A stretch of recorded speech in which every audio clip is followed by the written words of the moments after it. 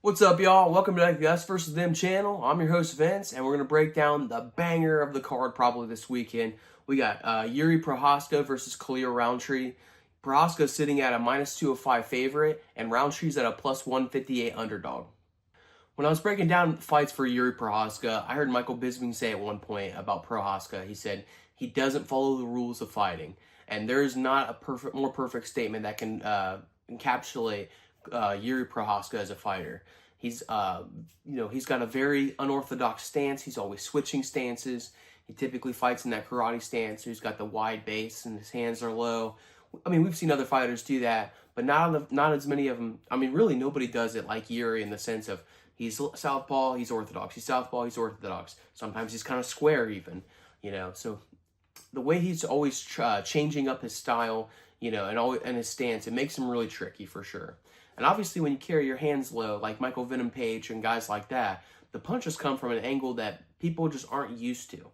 When you're sparring a guy in the gym, their hands are up. When you're fighting a guy, in the octagon, their hands are up. Everybody's hands are up. When they come from down here and that punch comes from out, it's just from a different angle than you're used to. And a lot of striking is finding your timing and finding your range. And it's just a little harder to find that timing and find that range fighting a dude like Jiří Procházka.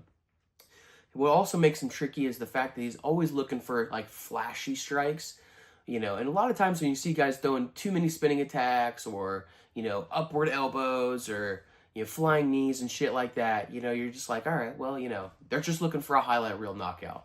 Jiří does it in a way that just seems technical, and I don't really know it quite enough about striking to be able to expand upon that besides that, but it just seems like, he's never forcing the action, if that makes sense. He's not looking to do an upward elbow or the spinning back elbow that he hit against Alex Reyes, or Dominic Reyes, not Alex Reyes. But, he's not looking for that for the sheer fact of going Instagram viral. He's not that type of dude. He's a fucking warrior in his mentality, and he's using those strikes very methodically. So that's another reason that makes him a fucking problem. I mean, this dude is a fucking problem.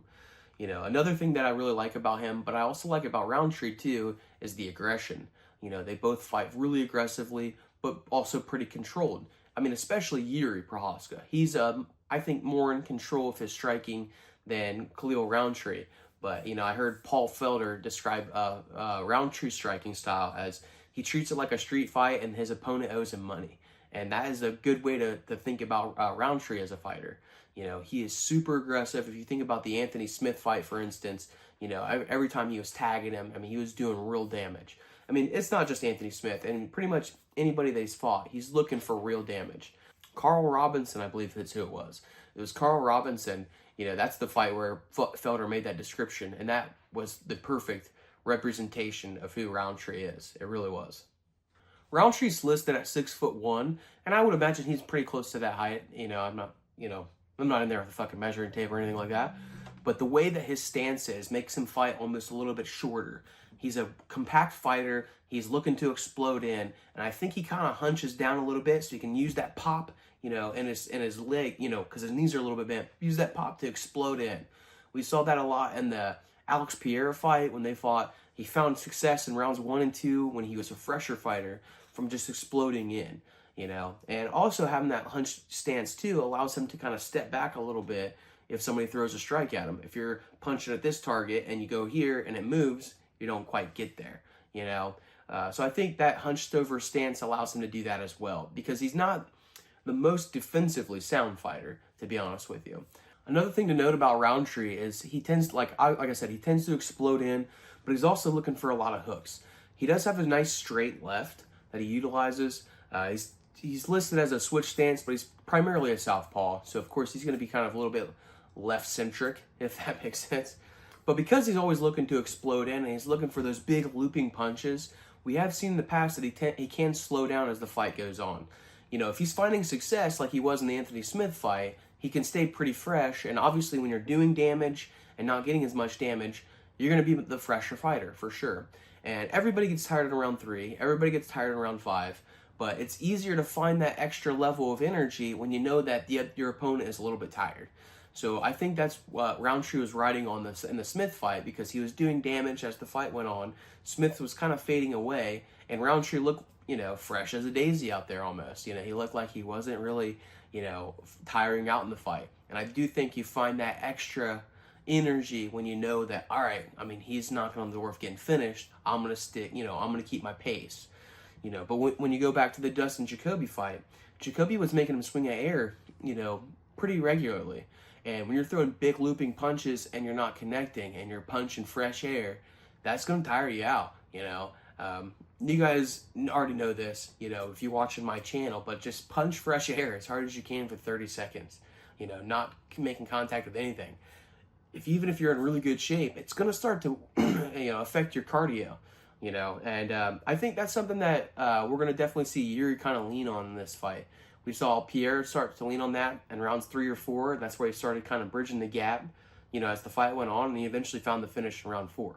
So the more that Yuri can make Rountree miss, the better it's going to work in Yuri's favor, even more than just not absorbing damage.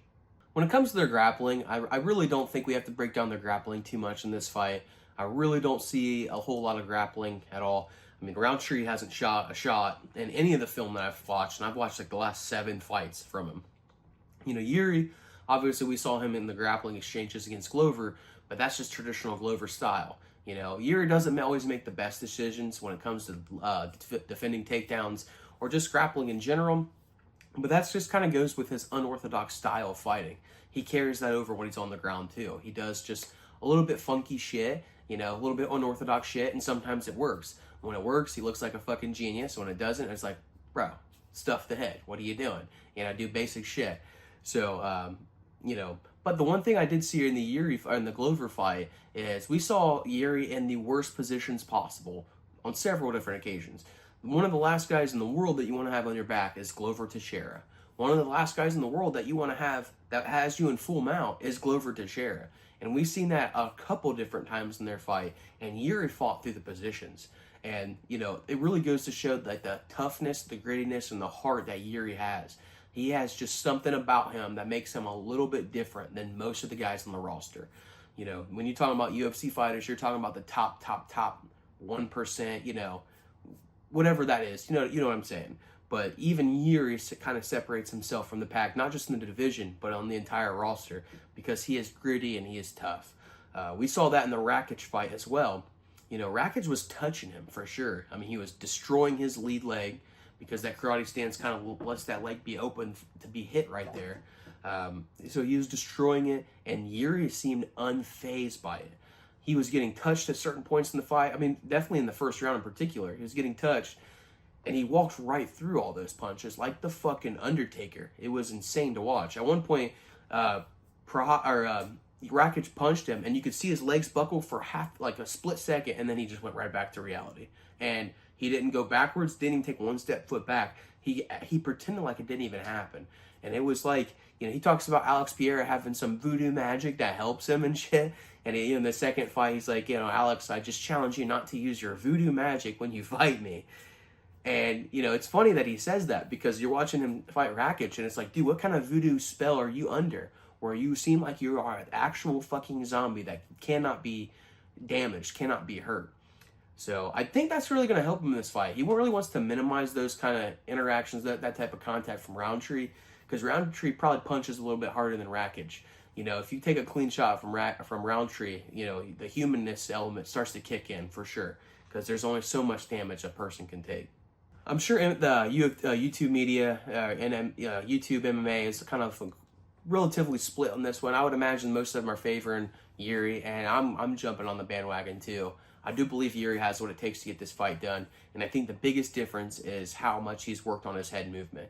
We saw him get knocked out a couple times by Pierre, but after the first Pierre loss, we saw him actually try to utilize some head movement.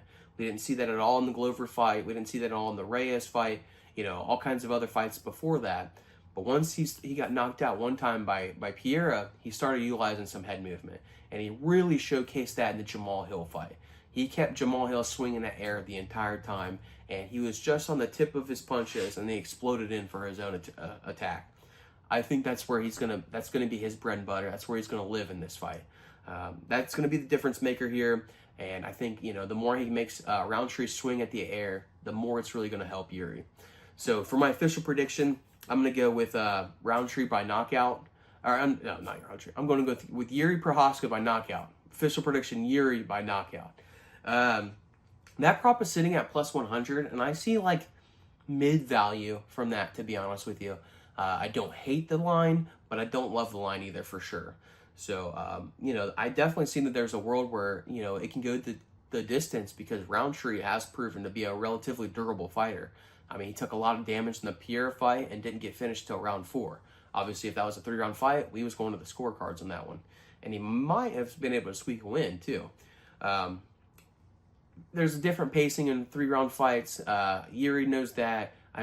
Rountree definitely knows that now after going into round 4 at least once.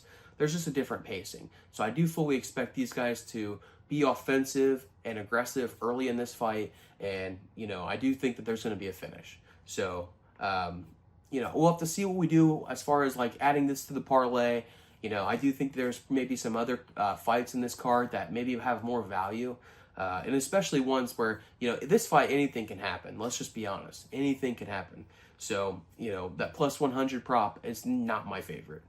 Well, that's all I got for you guys in this fight. Stop by for the next one when we break down the co-main event between Merab Dvalishvili versus Corey Sandhagen. That fight is going to be exciting, just like this one is going to be exciting. This fight card is really top heavy, and I've been really, really chomping at the bit all week to start to get to these fights and break them down. And I'm probably doing more film study than I need to be honest with you, but it's just for the love of the game, honestly. I just do it because I love this shit. So I appreciate you guys watching the video to the end. If you can, please like it. Like the video, subscribe to the channel. That's how we get, validation to continue to do this. And in the meantime, I'm gonna learn how to pronunciate shit. And that's all I got. I'm rambling, and I'm out of here.